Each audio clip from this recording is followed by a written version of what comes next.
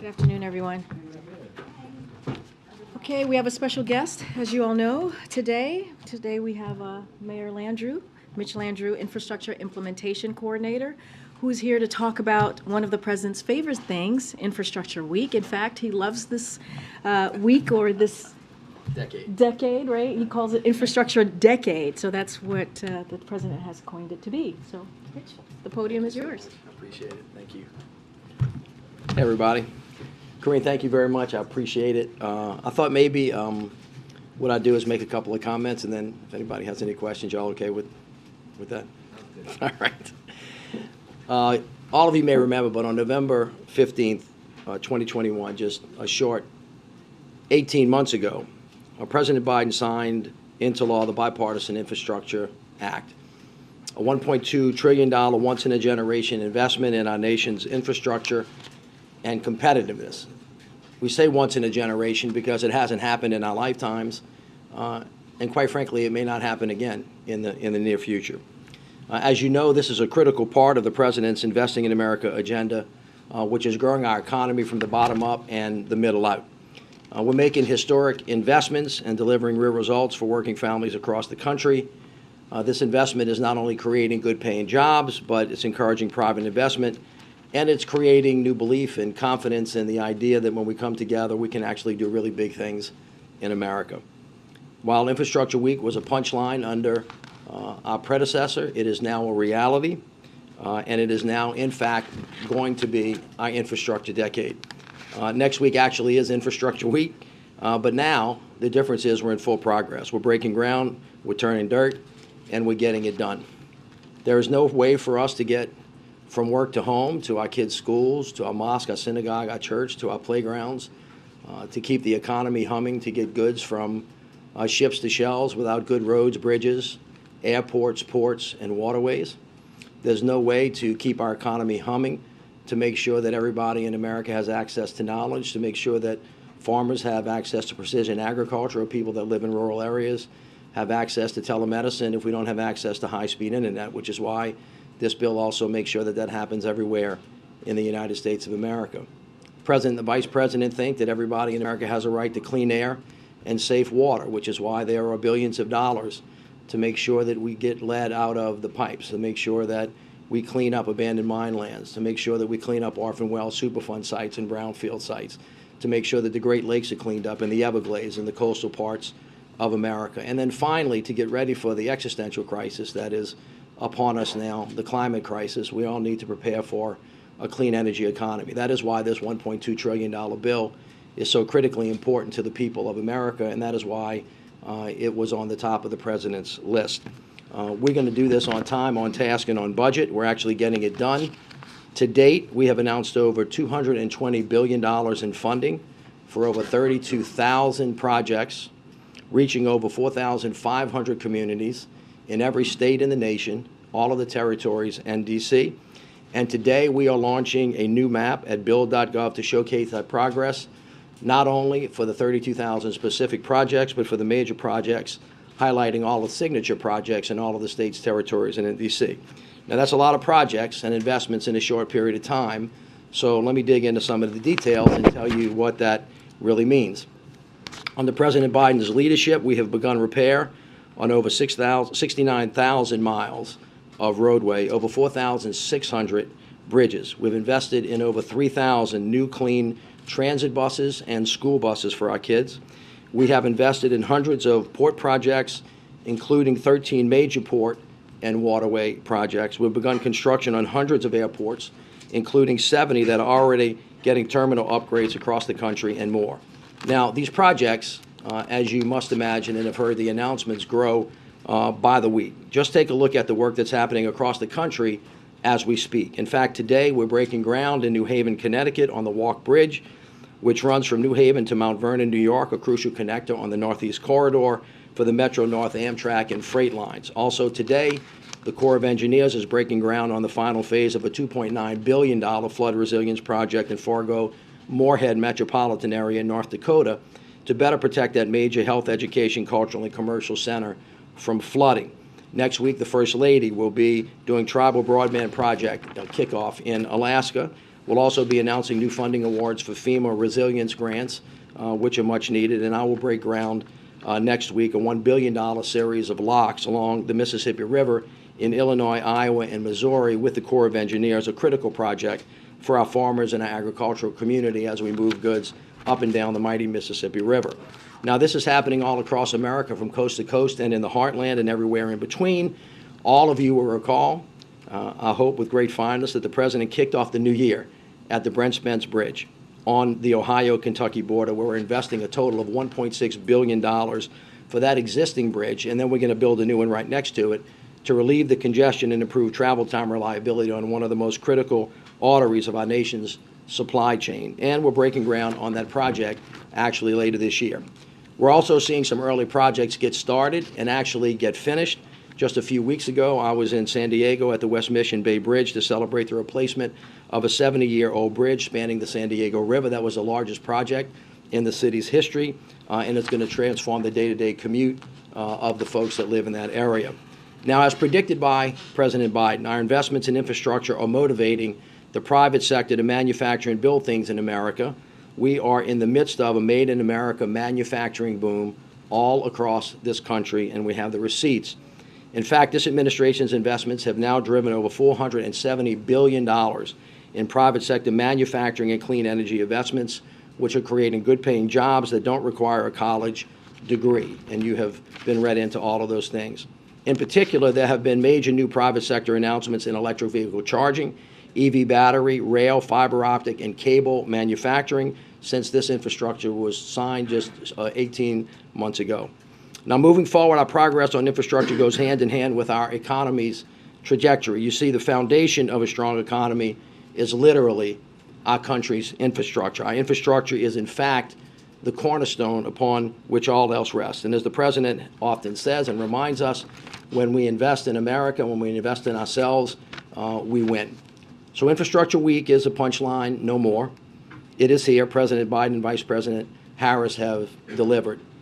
Now, it's Employee Appreciation Week, and so I would be remiss if I did not just take a minute to thank all of the folks that have made this possible. The President has always said when we come together, we can do big things in America. So the President, the Vice President, all of the cabinet members, all of the federal employees, we have 5,000 new of them who have been working on this project. The partnership with the mayors and the governors, the partnership with the business, the labor, the private sector, the faith-based community, and of course Congress have made this possible. The President, the Vice President, and the cabinet have made over 300 trips to talk about this across the country. And as the President often reminds us, this is what a one team, one fight mission looks like and why America can do big things when we come together. So 18 months in, we hit the ground running.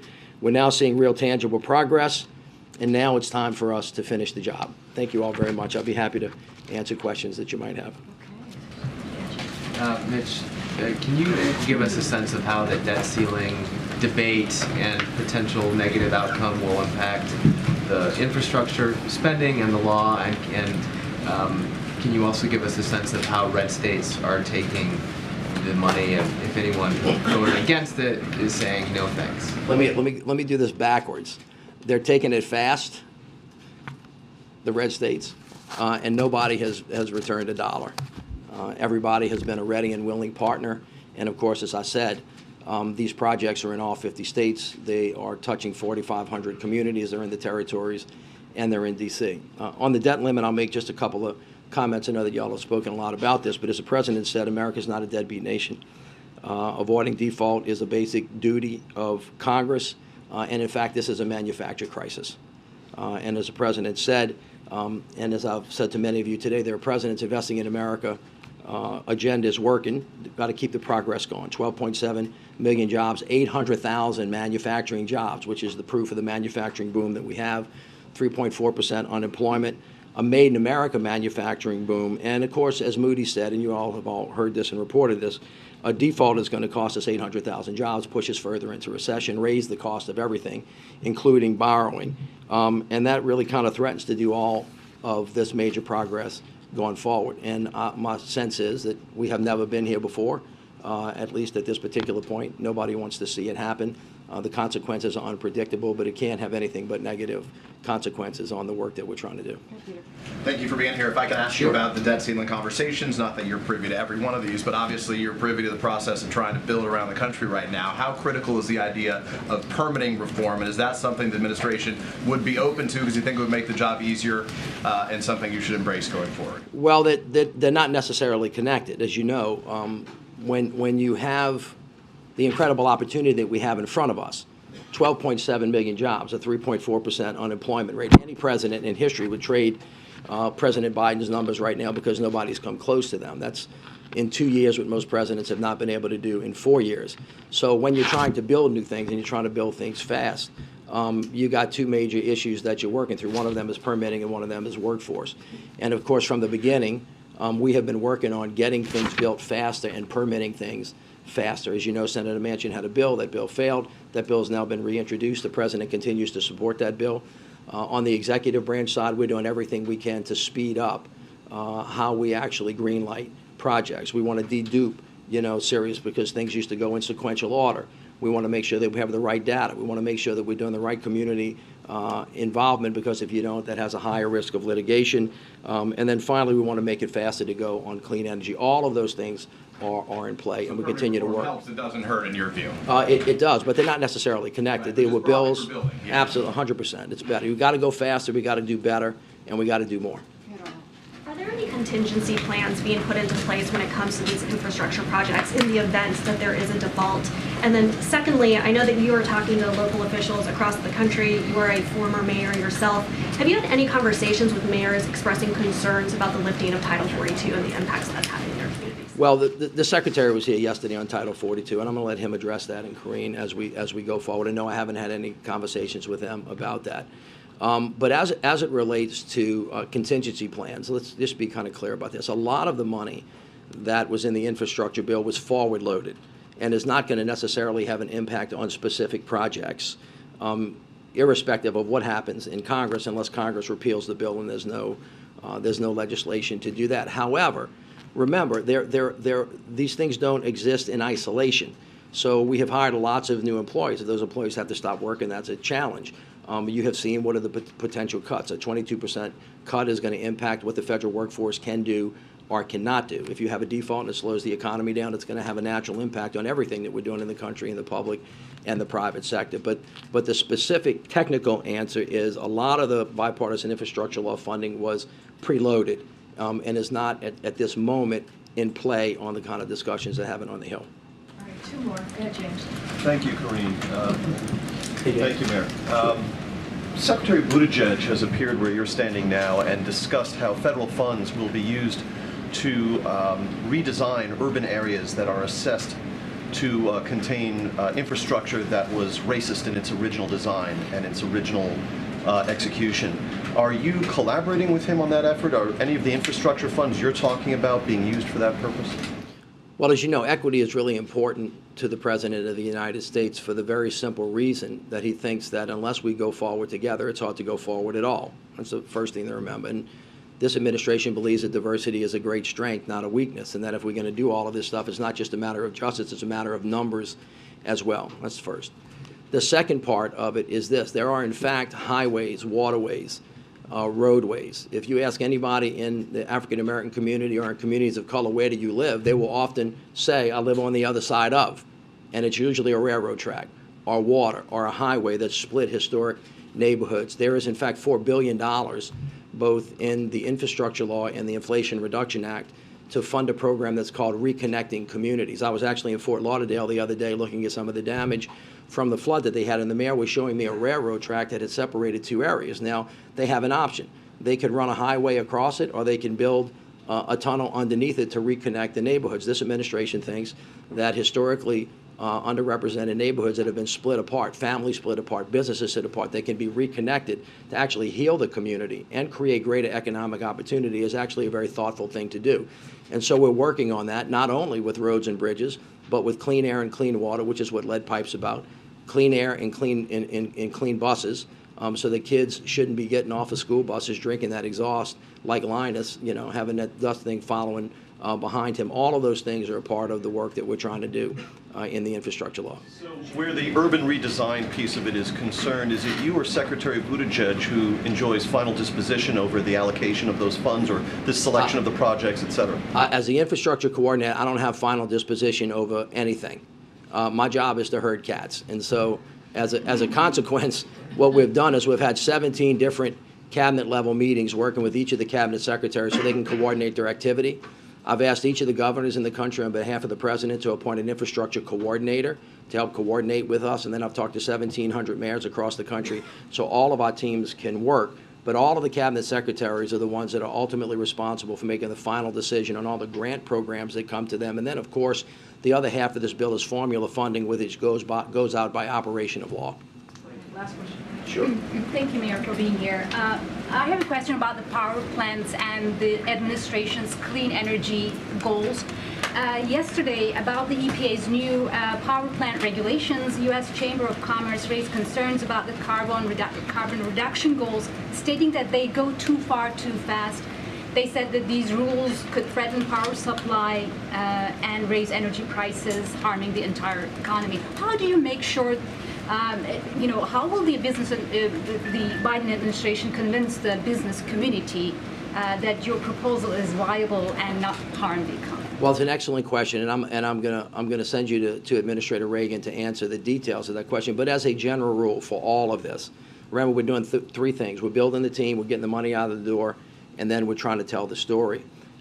Everything requires a balance. It's all about timing. It's all about focus. With everything that we do, somebody will say you're going too fast. Somebody will say you're going too slow. Our job is to try to get it just right and to make sure that this economic boom that we're having is steady and stable and that we continue to grow. As I will end where I finished, the President said this is the backbone, this is the cornerstone of the economy. He has created 12.7 million jobs. We have 800,000 manufacturing jobs, 3.4%. We have momentum now, and we ought not do anything or take any action that slows us down. Thank you all so much. All right, thank you so much, Thank you Mayor. for having me. Thank you.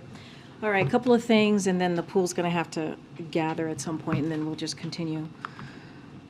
So this Sunday marks 1 year since a gunman killed 10 innocent Americans at a supermarket in Buffalo, New York. The President and First Lady are praying for those killed and for those who continue to bear the attack scars, both physical and mental. We're thinking, too, of an entire community that, like our country, was shaken by this attack, but then found unity, purpose, and resolve and emerging even stronger. This attack was a direct blow at the soul of the nation. More broadly, the President continues to take action to address these overlapping scourges. From issuing a first-ever national strategy for domestic terrorism, to signing landmark hate crimes legislation, to convening a historic United We Stand Summit at the White House. We have substantially increased federal resources to prevent and respond to targeted violence and terrorism. The President signed the first major gun safety legislation in 30 years and has taken more executive action to reduce gun violence than any other president. And yet, shooting after shooting tells us there is so much more work ahead to protect public safety, national security, and the fundamentals of our democracy. Last year, right here at this podium, when this had occurred, I shared the stories of the victims in this attack. Their stories are still with us. They were retired law enforcement, community figures, church volunteers, and substitute teachers. They were mothers and fathers, one of whom was out buying a birthday cake for his son. They were innocent people who had their lives senselessly stolen from them as a consequence of a toxic combination of hate and easy access to weapons of war. We also honor the bravery of those in law enforcement who responded quickly and with professionalism in Buffalo, and who risk their lives every single day to protect and serve their communities across America.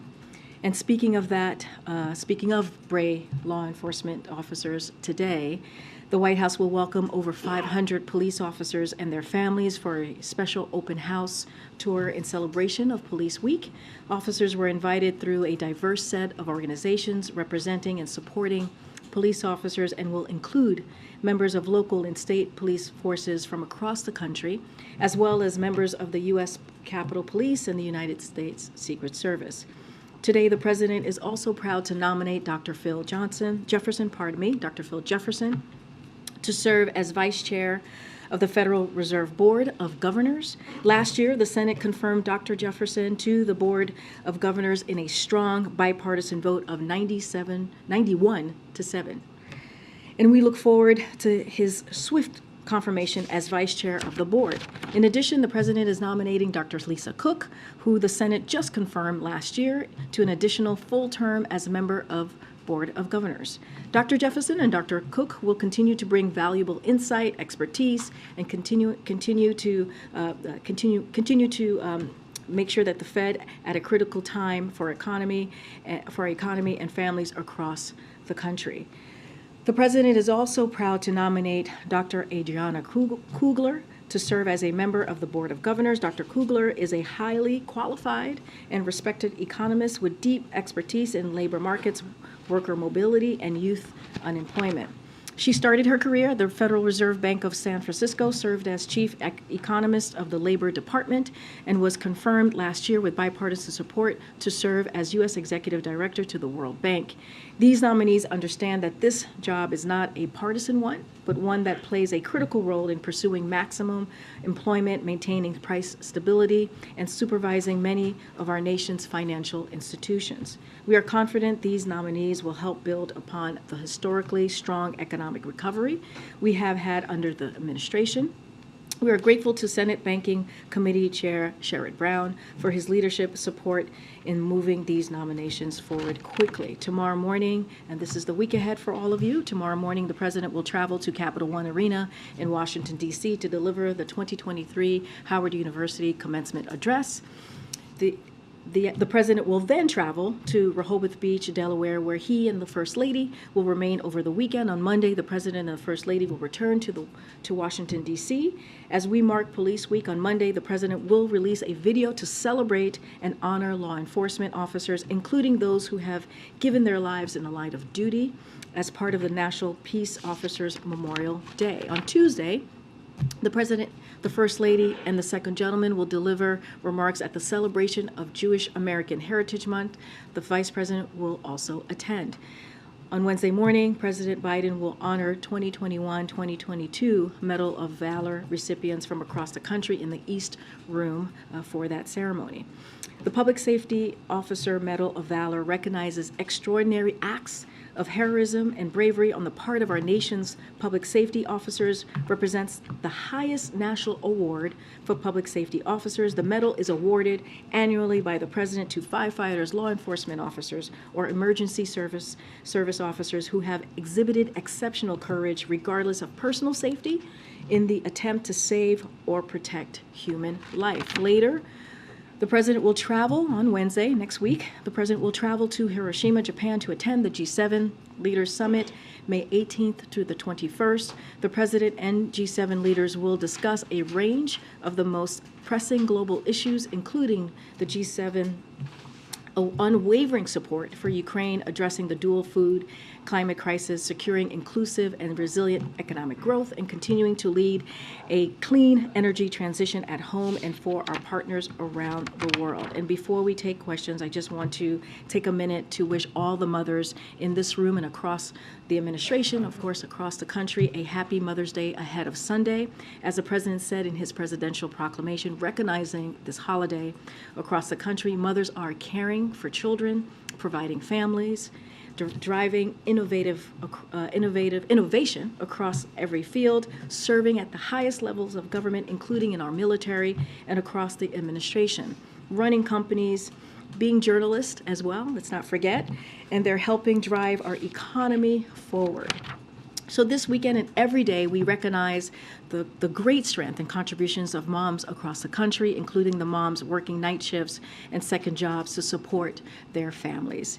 It's why President Biden, Vice President Harris, and this administration are working to ensure all moms have the support they need and the opportunities they deserve by working to fully implement the President's maternal health blueprint, a whole-of-government approach to address the maternal health crisis, investing in child care providers through the American Rescue Plan, expanding the child tax credit, signing historic infrastructure, manufacturing, and clean energy legislation into law as part of the President's Investing in America agenda to create good-paying jobs for women in sectors where they have been previously underrepresented, ensuring women have access to and coverage of health care services, including behavioral care, and ensuring that new and expecting mothers can thrive in workplace through new legislation to bolster protections for pregnant workers and nursing parents. As much as I love serving as press secretary for the President of the United States, getting the word or being the name Mama will always be my favorite title.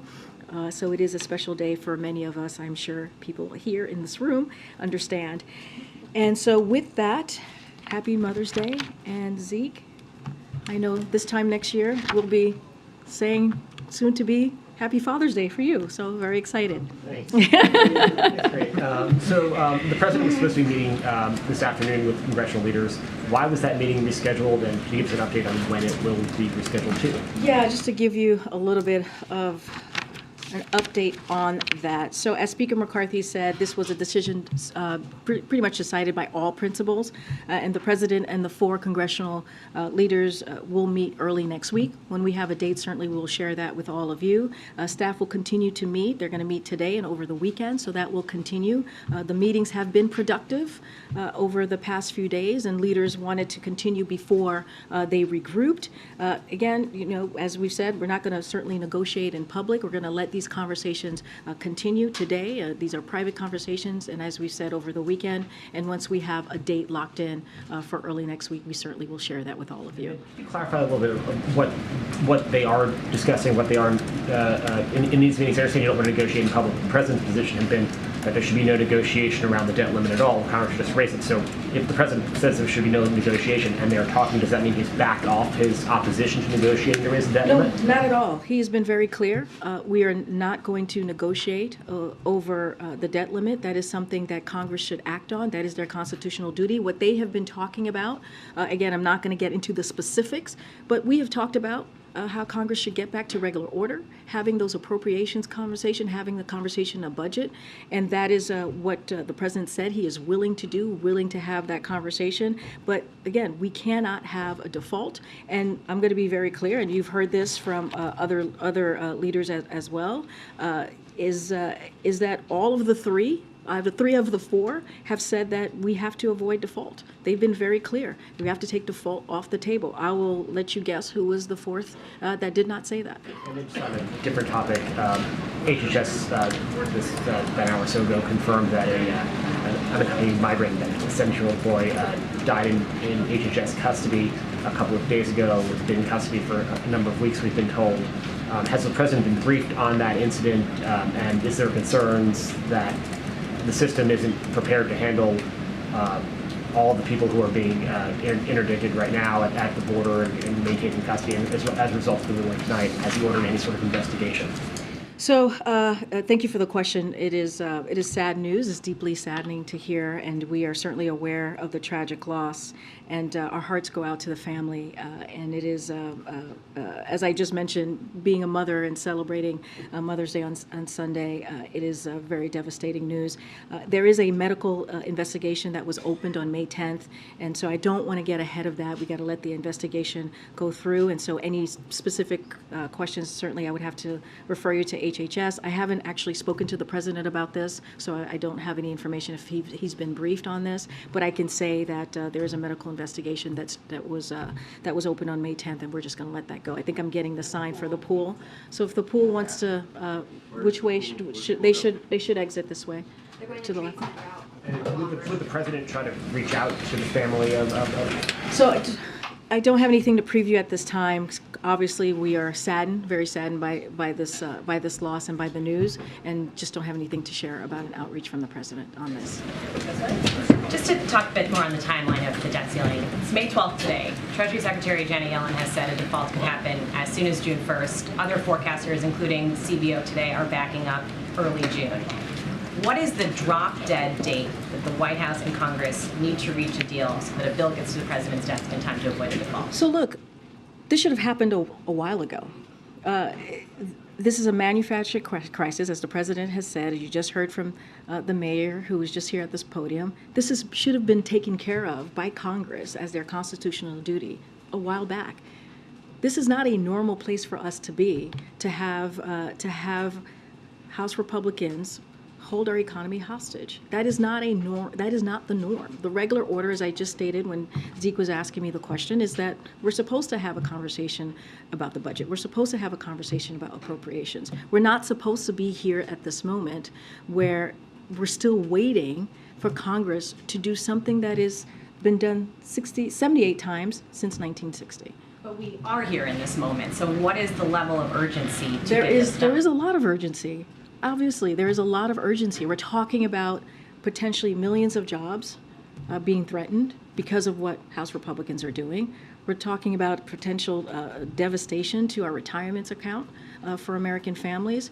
So this is an incredibly important point that we're in. That's why the president has used his bully pulpit for the past several months, since February, saying Congress needs to act. Congress needs to move forward. Congress needs to do their constitutional duty. So we're going to continue to do that. I just said 3 of the 4 that met with the president on Tuesday said that default should be off the table.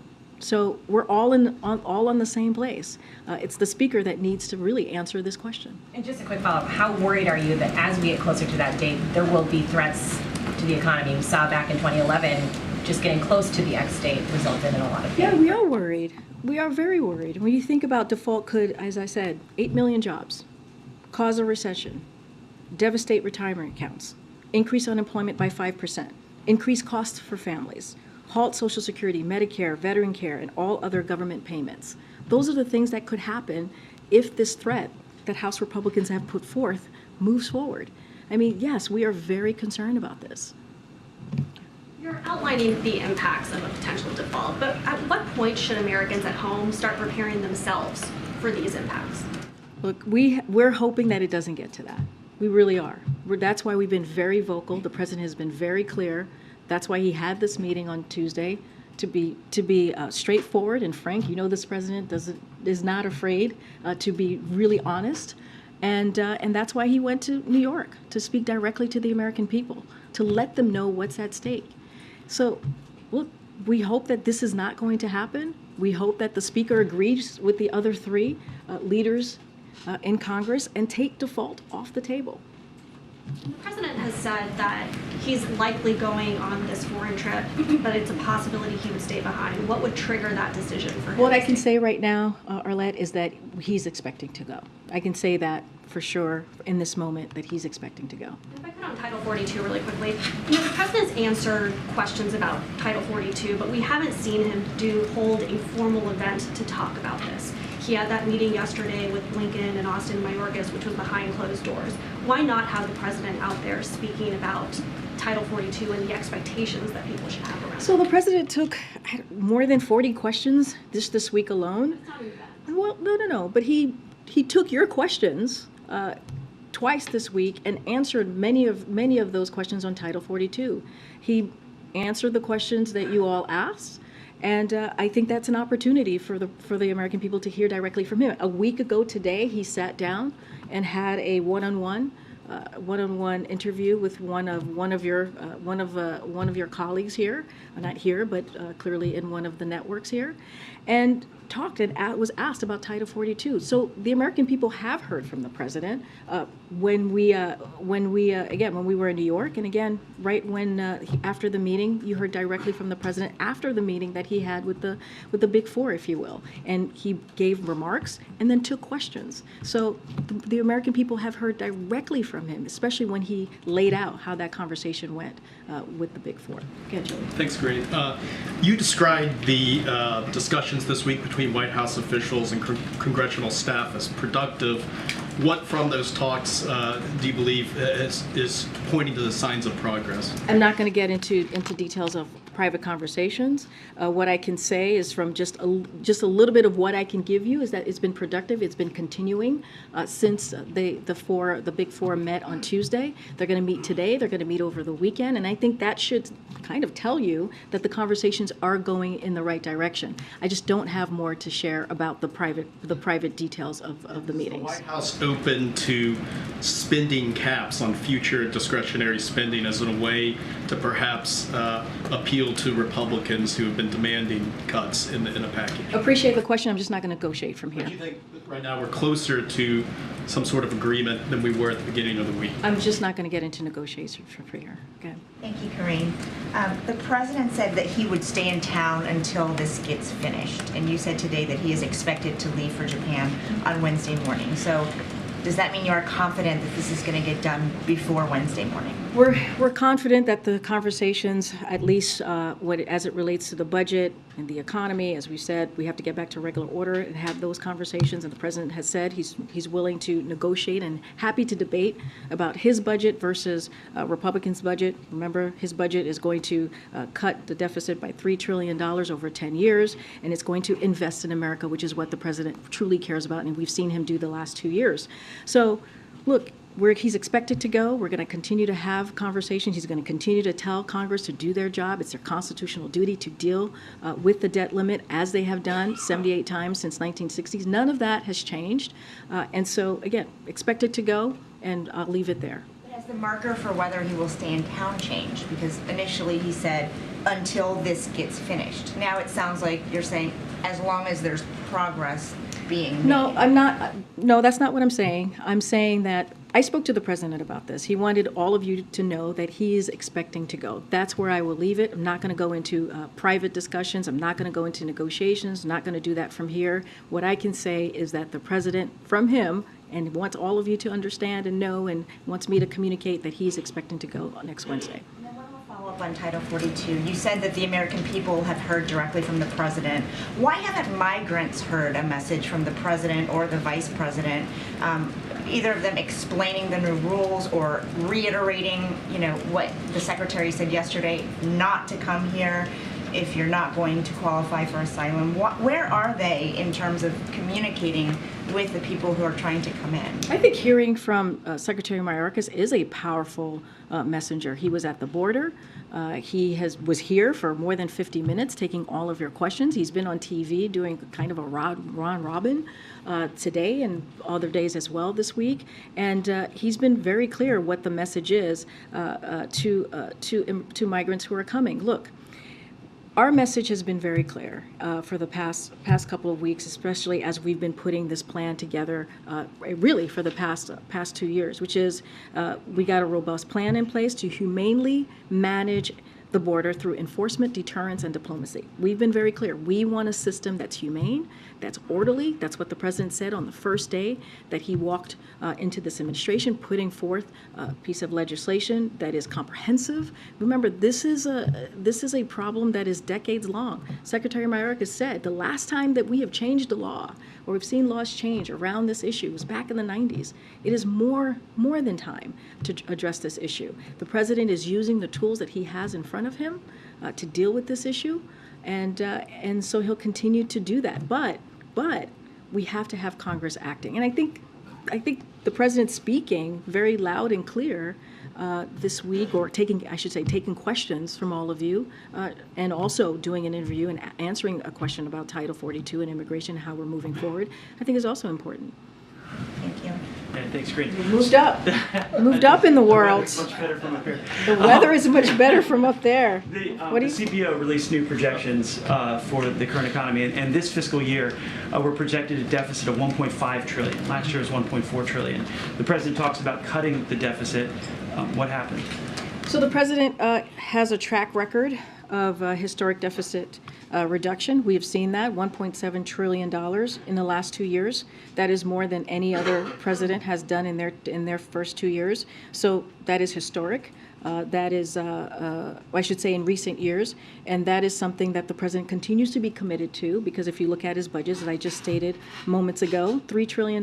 That's what he said he's going to cut the budget in the next 10 years, so he is committed to that. And if you look at the Inflation Reduction Act, if you look at other pieces of legislation, it actually helps to cut the deficit. So the president is committed. And if you, just to do a little deep dive on the budget, it cuts $200 billion in spending by strengthening Medicare's power to negotiate for lower prescription drug prices. It cuts $30 billion in spending on tax subsidies on big oil companies. It reduces the deficit by $100 billion by fully funding the IRS, so there are enough agents to thoroughly look at the taxes of billionaires and others. Reduces the deficit by more than $1 trillion by making billionaires and wealthiest pay their fair share. That's what we've put forward. The Republicans in the House put something very different, the complete opposite, that's going to hurt American families by cutting veteran care, by cutting health care, and also making sure that law enforcement as well is cut. And so that's what they put forward, and this is the conversation that is happening right now with the staff members. Consumer sentiment went down to 57.7. It's a number, but it fell from a significant amount. Is the president concerned going forward that consumers are getting less confident about the economy as we go into the end of the year? So a couple of things. I'm glad you asked that question. So the University of Michigan's release actually cites the threat of default as a reason for the full faith in consumer sentiment. So kind of to Weijie's question, they're paying attention, or someone who asked me a question about have we talked enough to the American people, they're actually paying attention.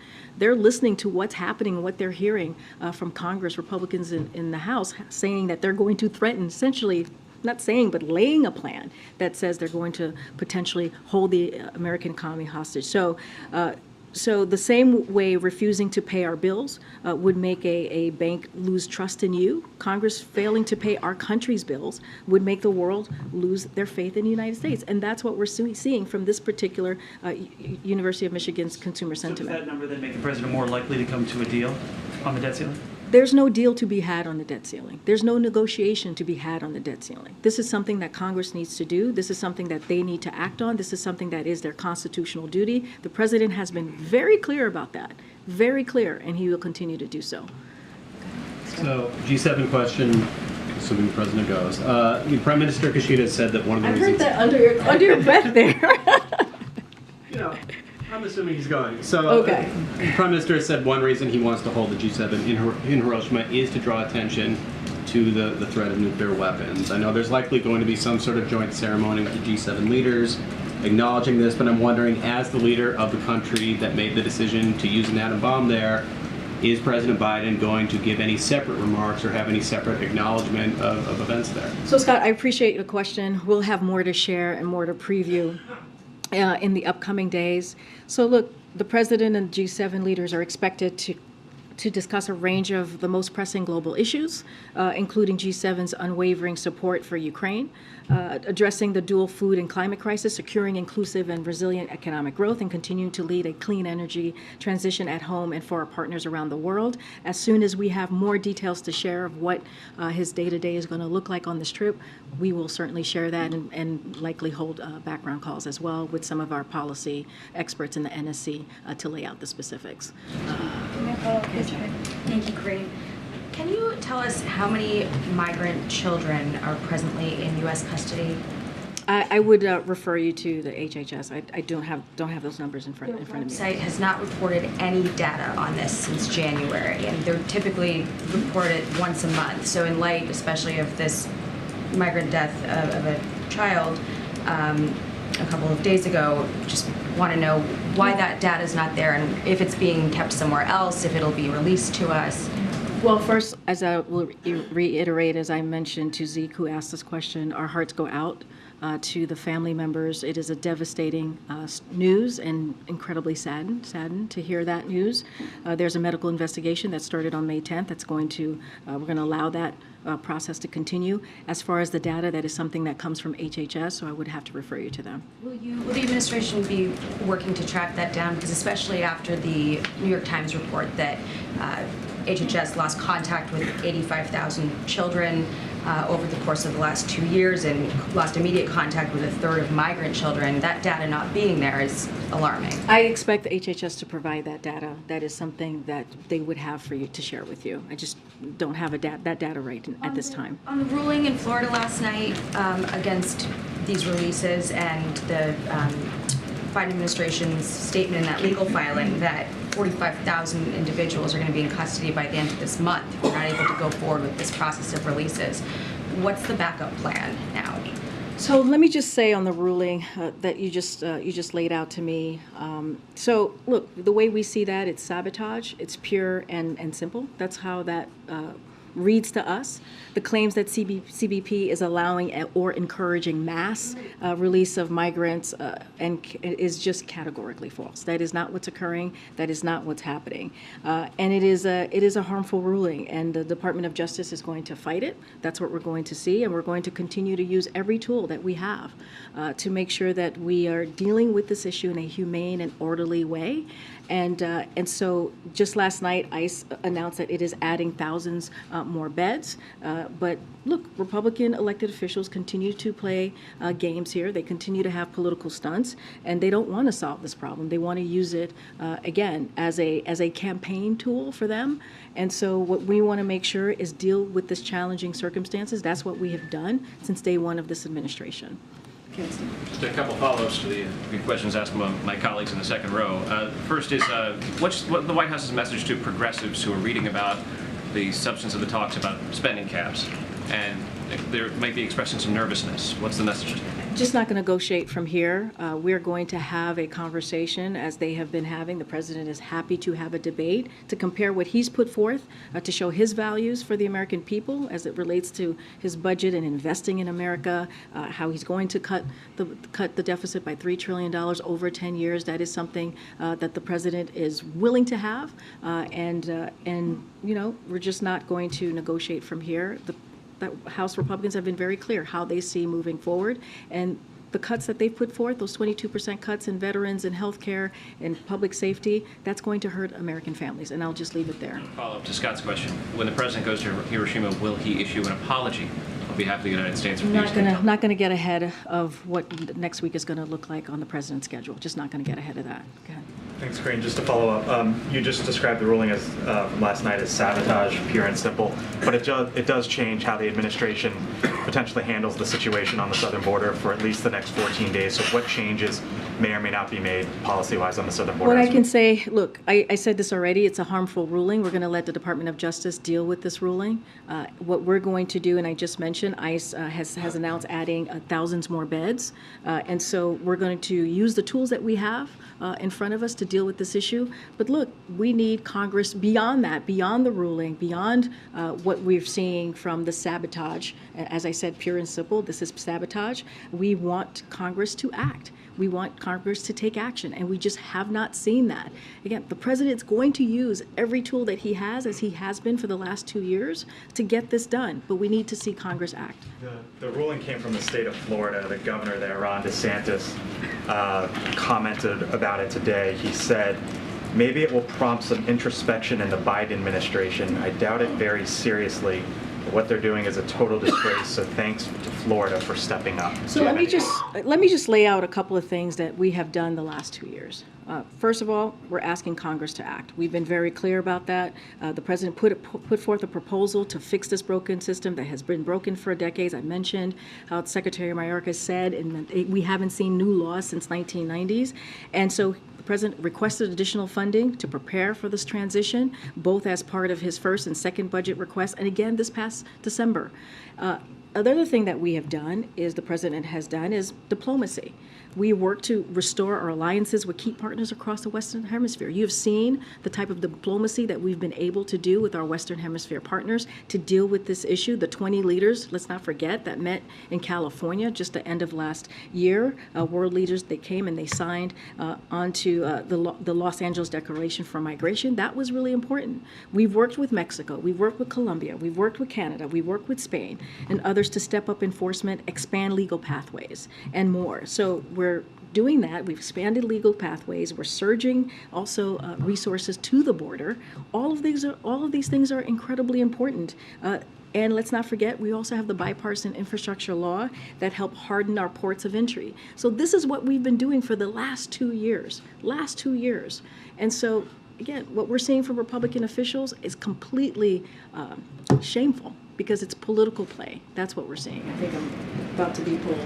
Okay, I'm going to do one last one. Thanks, Karine. Just to follow up on your comment that the decision was sabotage. To be precise, are you saying that the Florida Attorney General was attempting to sabotage your policy, or the Trump-appointed judge in Florida? So here's what I'll say. I won't go into specific person. I can say that migrants who do not have a lawful basis to remain will be quickly removed, just like 1.4 million migrants who were expelled last year alone. So that's the truth, right?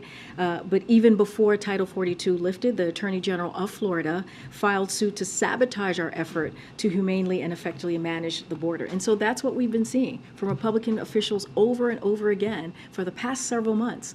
Instead of trying to deal with an issue or talking to the federal government how to deal with an issue maybe in their state or in their city, they don't do that.